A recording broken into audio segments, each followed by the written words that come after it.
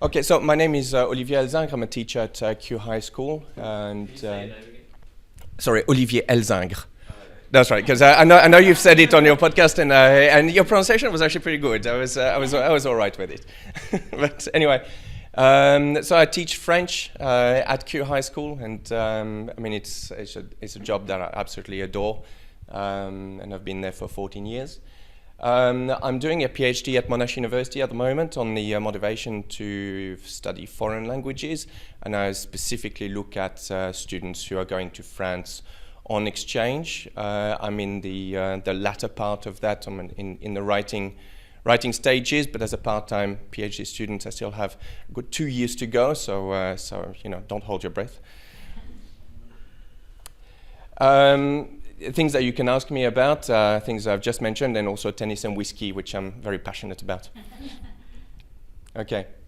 I'm just going to start this presentation with a little anecdote. I was presenting at a conference here actually a couple of years ago, and I was talking to one of the professors in conversation, and something that he said to me shocked me a bit. He told me that in his books, teaching wasn't a real profession. And I mean, he knew I was a high school teacher, and I felt a bit shocked and a bit frazzled, to be honest. So I couldn't quite understand why he was saying this, but he argued that teaching is not a real profession because teachers don't engage with research. Of course, the fact that his work was only published in non-open sources was slightly ironic to me, but nevertheless, I went back from this conference actually with possibly that comment being as the standout comment and wondering why people thought that. The truth is that, I don't want to use the word truth. Rather, I want just to say that it appears that in the last 15-20 years, among educators, there's been quite a strong push to acknowledge the work from a specific field over all others. The field is cognitive psychology, and there's been a lot of research, obviously, in this, and very strong strategies that teachers can use in their classrooms. That's stemming from there. Now, I've paid quite a lot of interest to this field and to the research, but also to the fact that more and more we're seeing the publications of books which allow teachers who may not be familiar with quantitative research and statistical analysis to still access this work and to take something out of it. This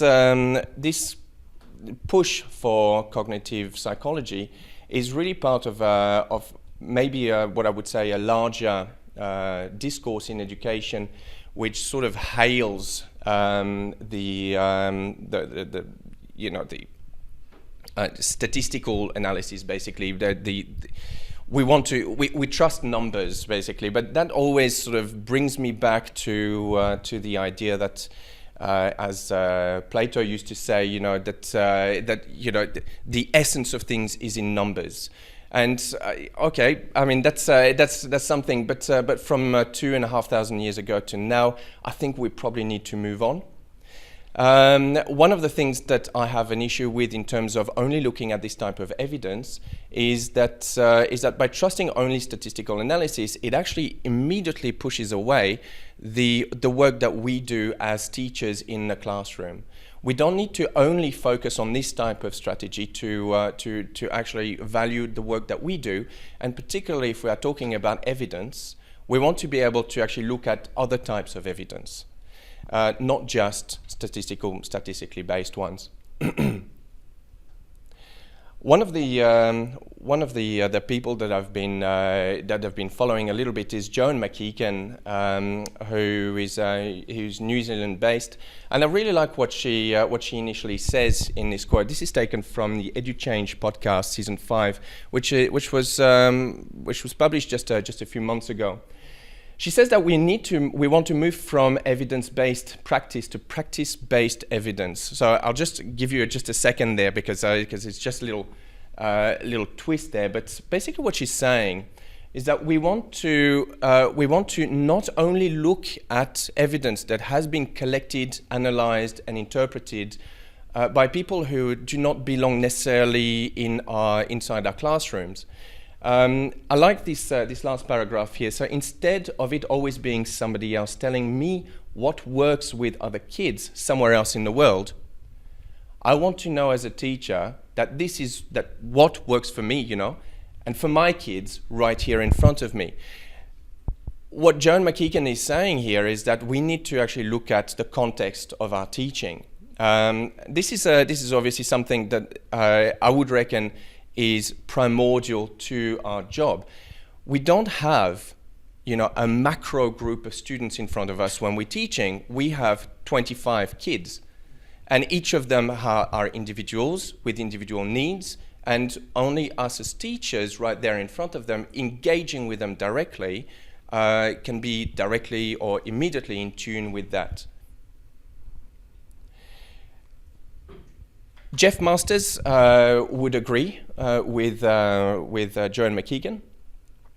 Jeff Masters is an Australian professor who takes a slightly different tack on evidence. Just to show you again, just to highlight the difference that Joan McKeegan has in the way she expresses it.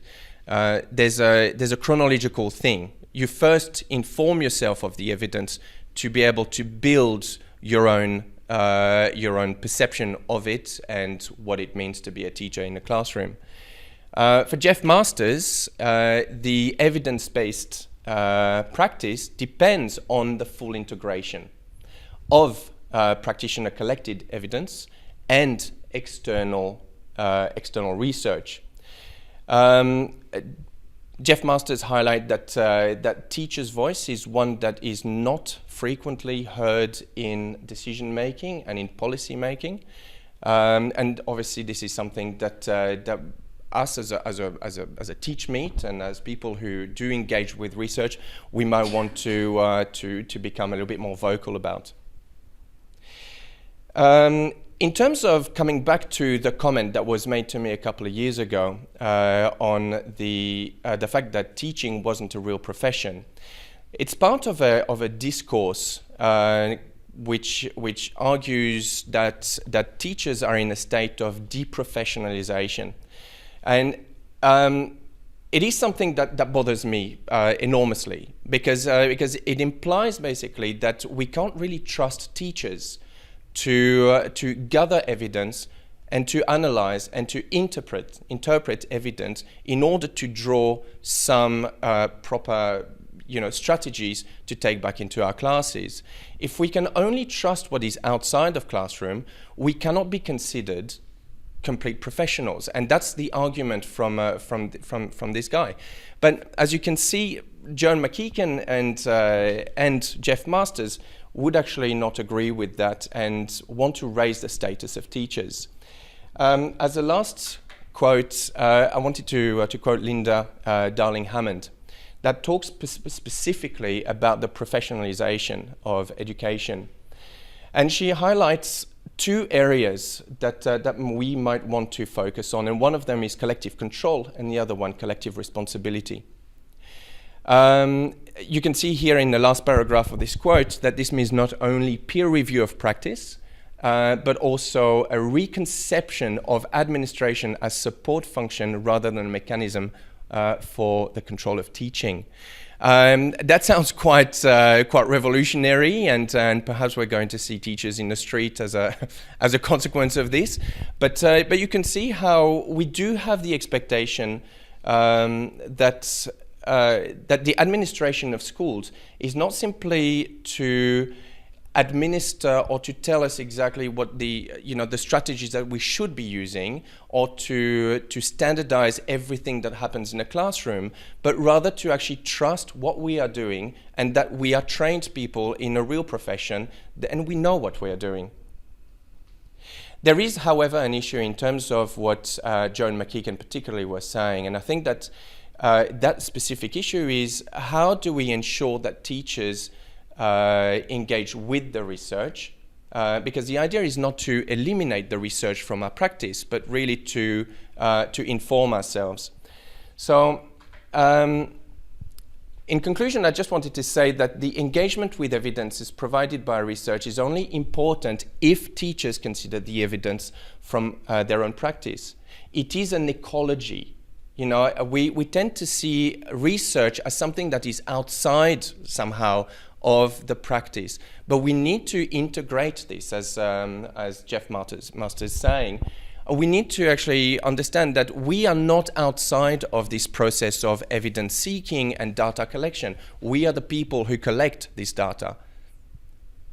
It's important, I think, this participation into grassroots movements like ours and like others, for example, Research Ed, are quite important because they do actually offer avenues for teachers to express their own perception of things.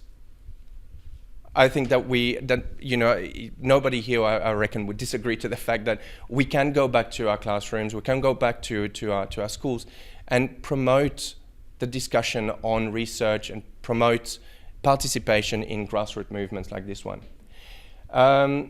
The podcasts have also become increasingly an important vehicle of information for teachers to engage with research. And finally, professionalization of teaching implies a greater trust in one's practice and the evidence it provides. So I just wanted to say, the final message is we need to trust what we are doing because we are trained, we are professional, and we need to change the discourse on the deprofessionalization of education. Thank you.